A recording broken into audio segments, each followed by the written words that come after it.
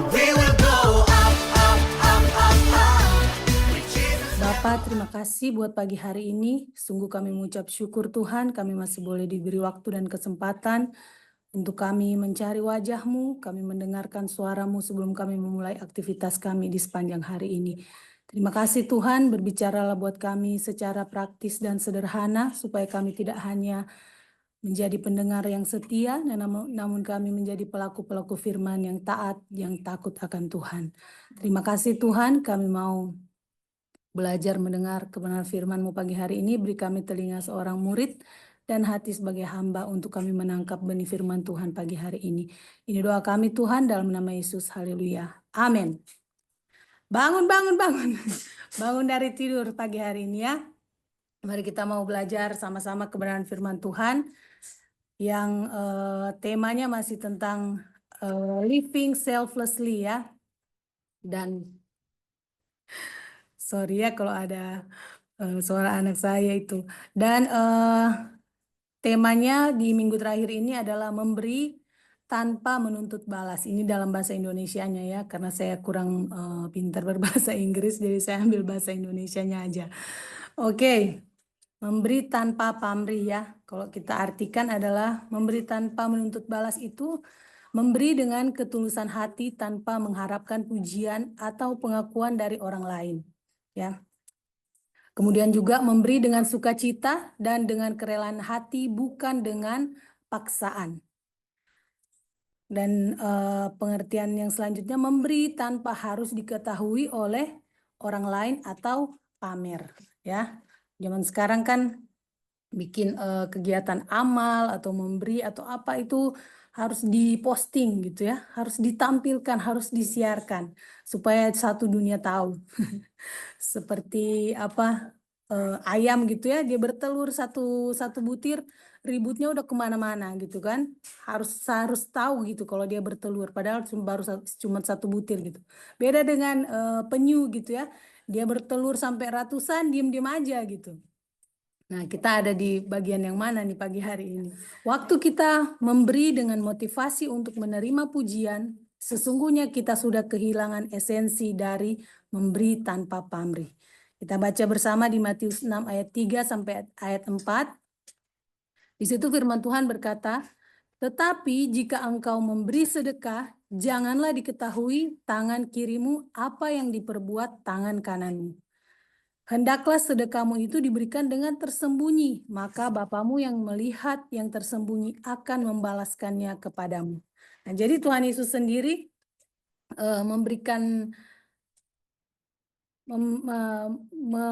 kita perintah bahwa kalau kita mau memberi, tangan kiri memberi, jangan sampai tangan kanan tahu ya. Memberi tanpa pamrih berarti, kan tadi kita sudah sama-sama baca bahwa memberi dengan ketulusan hati tanpa mengharapkan pujian gitu ya, ataupun pengakuan dari orang lain. Nah, saya punya adik laki-laki gitu ya. Kalau saya dan kakak saya pulang kan biasalah kita bawain oleh-oleh gitu kan. Nah, kadang saya sama kakak saya suka ini ya, maksudnya suka dongkol gitu dalam hati, karena kok dikasih tuh susah gitu bilang terima kasih, kayaknya ya ini kan udah bagian saya, kalian yang bawa gitu kan. Nah, itu aja hal yang kecil gitu ya, hal yang kalau bisa dibilang hal yang sepele gitu. Kita kasih sama orang terdekat kita dan ternyata kita menuntut untuk diucapkan terima kasih, makasih ya udah dibawain oleh-oleh. Sebenarnya kan itu hal yang kecil ya Bapak Ibu. Tapi firman Tuhan katakan, apa itu memberi tanpa pamrih, memberi tanpa menuntut balas? Sekalipun kita tidak mendapat pujian, kita tidak mendapat ucapan terima kasih, hati kita nggak dongkol gitu. Hati kita tetap bersuka cita. Nah, di sini memberi tanpa diketahui orang lain adalah bentuk kasih yang tulus, karena kita belajar menanggalkan keinginan untuk diakui dan dipuji orang. Amin. Nah, jadi apakah pemberian kita hari-hari ini sudah tulus, ataukah ada motivasi yang lain supaya kita dipuji, supaya kita diakui orang? Dan memberi tanpa pamrih mendatangkan kedamaian dan sukacita. Yang setuju boleh kasih reaksinya, kasih tanda-tanda sarangi. Oh ya, Bagaimana kita bisa mempraktekkan memberi tanpa menuntut balas dalam kehidupan sehari-hari ya. Seperti yang saya katakan bahwa kecenderungan kita manusia ini, kita melakukan sesuatu untuk mendapatkan sesuatu, gitu kan. Hal yang kecil aja kita memberi, seperti yang saya sudah katakan tadi, memberi untuk paling enggak orang makasih ya. Tapi firman Tuhan mengingatkan kita pagi hari ini, sekalipun kita tidak mendapatkan pujian dari orang, kita tidak mendapatkan ucapan terima kasih, kita berurusan langsung dengan Tuhan yang memberikan kita pahala. Amin. Nah, bagaimana contoh sederhana ya, contoh yang simpel dalam kehidupan kita sehari-hari. Nah, di rumah, di sini saya mencatat bahwa waktu kita bisa melakukan tugas-tugas pekerjaan rumah sehari-hari tanpa bersungut-sungut, tapi dengan hati yang penuh syukur, sekalipun tidak diapresiasi, kita tetap bisa bersukacita. Amin, ibu-ibu. Kadangkala kita kan wanita-wanita ini di rumah udah capek dengan pekerjaan rumah gitu kan. Kita sudah melakukan tugas kita, membersihkan rumah, mengurus anak. Tapi kadang nggak diapresiasi gitu ya sama pasangan kita, istri terbaik, the best wife in the house.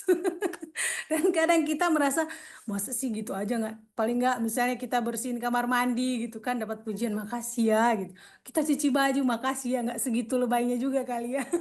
Tapi untuk hal-hal yang kecil yang kadang kita lakukan dan kita menuntut untuk kita dipuji, diakui, dan akhirnya kita jadi kecewa sendiri karena kita tidak mendapatkan itu dari pasangan kita. Ini contoh gitu ya.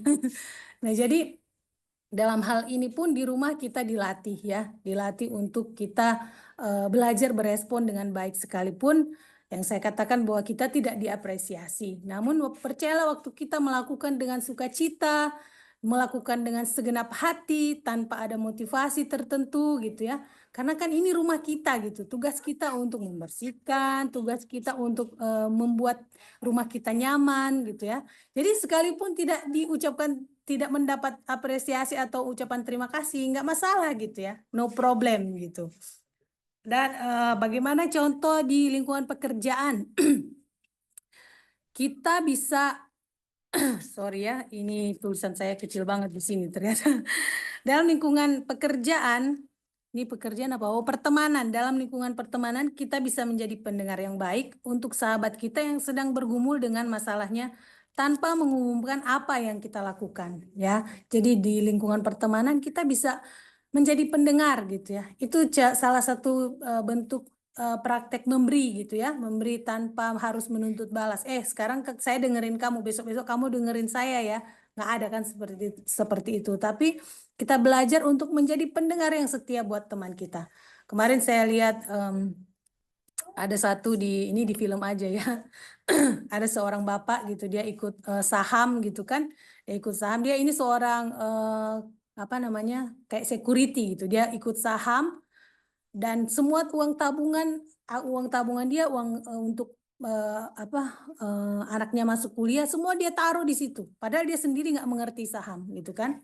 Dan tiba-tiba terjadi krisis dan uangnya hilang gitu. Uangnya hilang dan dia stres berat gitu. Nah, dia telepon ke orang yang sebenarnya orang ini nggak ajak dia gitu kan. Tapi dia telepon ke orang ini yang menurut dia orang ini punya kapasitas lah untuk bisa menolong dia gitu. Dia telepon tapi orang ini nggak angkat gitu. Orang ini mengabaikan teleponnya dan ternyata dia telepon itu karena dia udah ada di titik yang putus asa gitu ya. Dan akhirnya begitu dapat berita ternyata dia udah mencoba untuk bunuh diri gitu ya. Dia mencoba untuk bunuh diri dan akhirnya dibawa dia ke rumah sakit. Nah, dalam hal ini pun mungkin buat kita yang dalam lingkungan pertemanan kita ya, hari-hari ini kan kita tahu bahwa ada lingkungan yang toksik, pertemanan yang toksik, itu kita tinggalkan. Tapi kalau kita punya teman yang benar-benar kita tahu, sahabat yang kita bisa percaya gitu kan, mari kita memberi telinga untuk mendengar keluhan mereka. Sehingga mungkin mereka ada di titik terendah, ada di titik kritis, dan kita hadir mendengarkan mereka, itu kita sudah memberikan waktu untuk mendengarkan mereka. Itu merupakan satu pemberian yang tanpa syarat gitu ya. Dan yang berikutnya di lingkungan pekerjaan atau di kantor ya, kita bisa membantu teman kita yang kesulitan tanpa harus menunjukkan diri sebagai yang paling pintar atau yang paling tahu. Nah, orang-orang yang ada di marketplace ya dalam pekerjaan kayak Bapak Gembala KGC Teluk Naga, Pak Samuel gitu ya, ada di lingkungan pekerjaan. Pasti ada waktu-waktu di mana mungkin bawahannya gitu ya, ada yang kena masalah dengan pekerjaan, mungkin hal-hal yang biasa kan orang baru gitu ya di kantor ada hal-hal yang nggak tahu gitu. Nah, kalau Pak Gembala pasti bisa turun tangan ya, membantu, menolong tanpa harus makasih ya sama saya udah bantuin kamu. Saya percaya Pak Gembala ini luar biasa ya kan. Ini contoh yang simple, yang sederhana ya. Nah, jadi memberi tidak membuat kita kekurangan, melainkan membuka pintu kelimpahan dari Tuhan. Amin.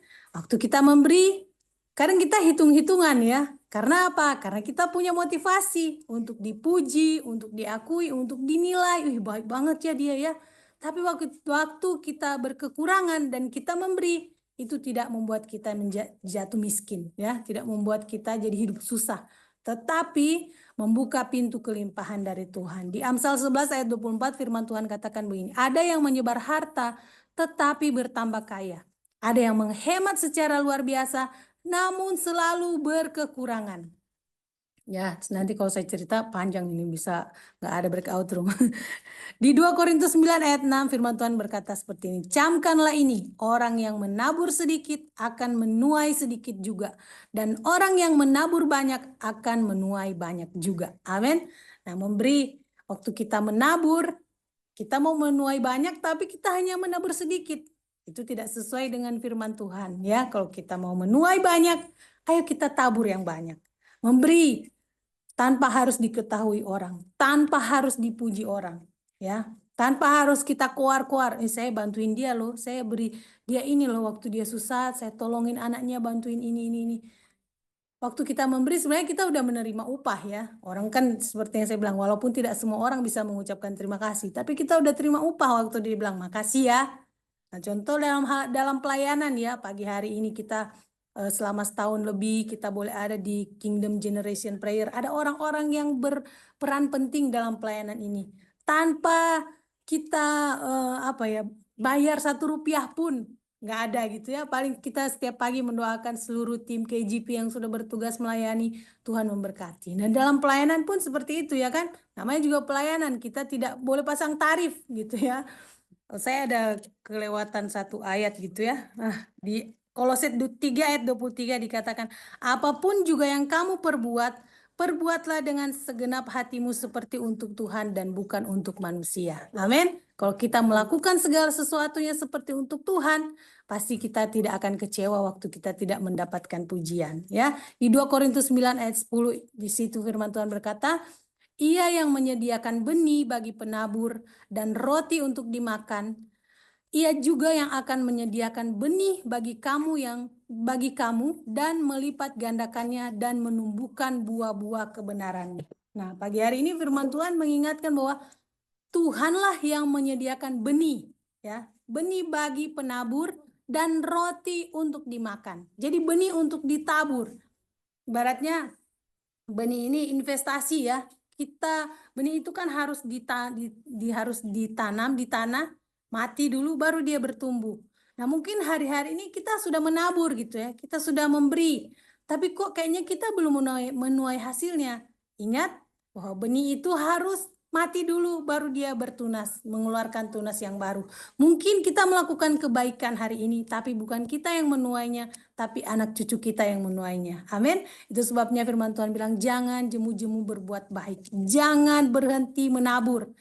Tabur kebaikan, kita akan menuai kebaikan. Dan firman Tuhan katakan bahwa benih itu Tuhan yang sediakan. Jadi waktu kita bisa memberi, jangan merasa kita hebat, tapi benih itu Tuhan yang sediakan, Tuhan yang berikan. Kita hanya menyalurkan. Dan dikatakan bahwa roti untuk dimakan. Nah, jadi ini bagian kita, roti untuk dimakan. Dan firman Tuhan katakan, ia juga yang akan menyediakan benih bagi kamu. Nah, jadi buat kita, Tuhan yang menyediakan benih untuk kita menabur. Nah, dan firman Tuhan katakan, Tuhan juga yang memberikan pelipat gandaan dan menumbuhkan buah-buah kebenaran. Ya, sekali lagi, waktu kita menabur, apa yang kita tabur, percayalah bahwa ada waktunya untuk kita menuai, ya. Jadi mungkin kita seperti yang saya bilang, mungkin bukan kita yang menuai apa yang kita tabur, tapi anak cucu kita yang menuai apa yang kita tabur. Oleh sebab itu, marilah kita terus menabur kebaikan tanpa pamrih, tanpa menuntut balas, tanpa harus diberi pujian, gitu ya. Nah, waktu kita terima berkat, jangan kita makan sendiri ya, tapi pisahkan benih untuk ditabur. Apa yang kita beri itu bukan milik kita, tapi milik Tuhan ya. Waktu kita terima berkat, entahkah itu gaji kita ya kan, apapun yang kita dapat dari entah kita berusaha, kita jualan, apapun itu, ayo pisahkan gitu ya. Pisahkan modalnya gitu kan, pisahkan kebutuhan kita sehari-hari, pisahkan persembahan, perpuluhan, itu yang paling utama gitu. Dan kasih benih untuk kita tabur ya. Firman Tuhan katakan kita ini ada di hari-hari yang sukar. Bagaimana kita bisa bertahan di hari-hari yang sukar ini?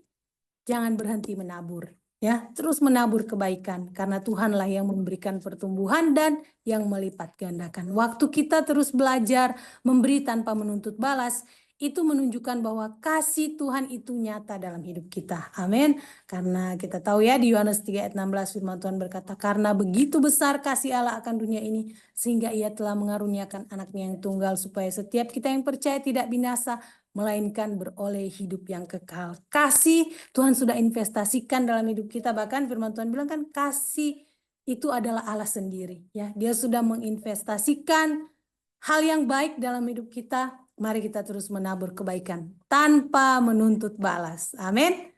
Sharingkan apa yang menghalangi kita untuk kita mempraktekkan memberi tanpa menuntut balas ya. Ya, kita mau berdoa sebelum kita masuk ke breakout room. Bapak, terima kasih pagi hari ini kami sudah mendengar firman-Mu. Biarlah apa yang kami dengar boleh kami praktekkan Tuhan. Kami belajar untuk terus memberi tanpa menuntut balas. Kami percaya karena apa yang kami tabur tidak pernah sia-sia. Tuhan yang memberi pertumbuhan dan Tuhan yang melipat gandakan apa yang kami tabur. Terima kasih Tuhan. Ini doa kami mau sharing di breakout room kami masing-masing. Berbicaralah lebih dalam lagi buat kami. Di dalam berkat nama Tuhan Yesus Kristus, kami sudah berdoa dan mengucap syukur. Haleluya. Amin. Selamat sharing. Tuhan berkati.